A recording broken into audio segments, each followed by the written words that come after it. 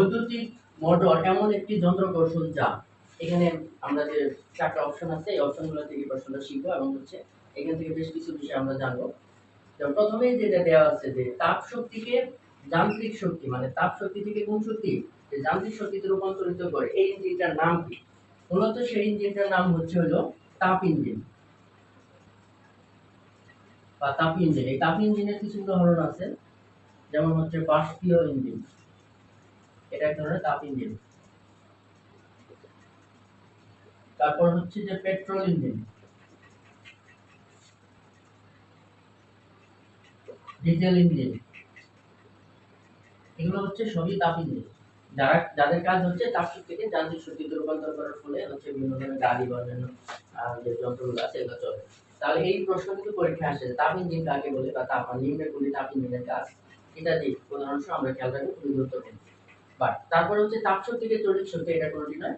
তো আনসারের ক্ষেত্রে এখানে যে আমাদের সঠিক আছে সেটা আমরা পরে বলছি। তারপর যান্ত্রিক শক্তিকে কোথায় রূপান্তর করে? তড়িৎ শক্তিকে, মানে যান্ত্রিক শক্তি থেকে আমরা পাবো হচ্ছে তড়িৎ শক্তি।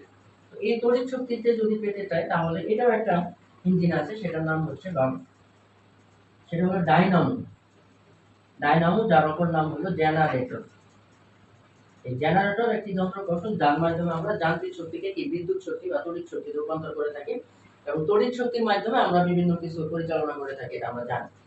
নেক্সট প্রশ্ন হচ্ছে যে তড়িৎ শক্তিকে কোথায় রূপান্তর করে?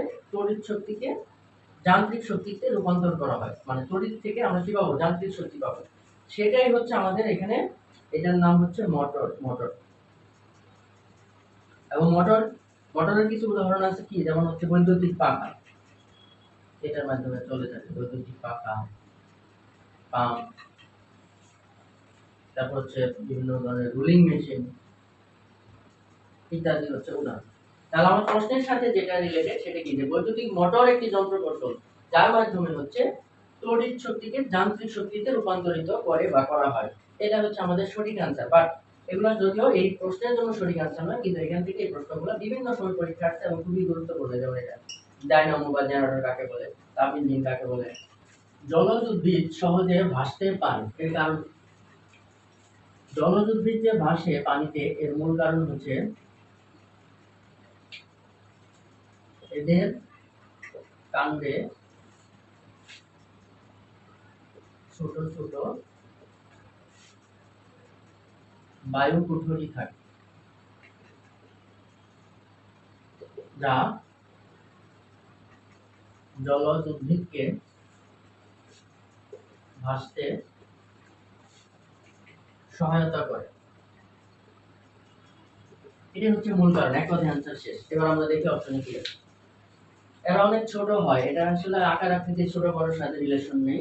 এদের কাণ্ডে অনেক বায়ু কুঠরি থাকে, ওই যেটা বললাম যে ছোট ছোট অনেক বায়ু কুঠরি থাকে, এটাই হচ্ছে সঠিক আনসার। এরা পানিতে জন্মে, উদ্ভিদ মানে পানিতে ভাসলে তো পানিতে জন্মে, এটা আনসারের সাথে সামঞ্জস্য নেই। এদের পাতা অনেক কম হয়, পাতা কম বেশির সাথে রিলেশন নেই। তার মানে সঠিক আনসার এক কথা আছে, সেটা বায়ু কুঠরি থাকে।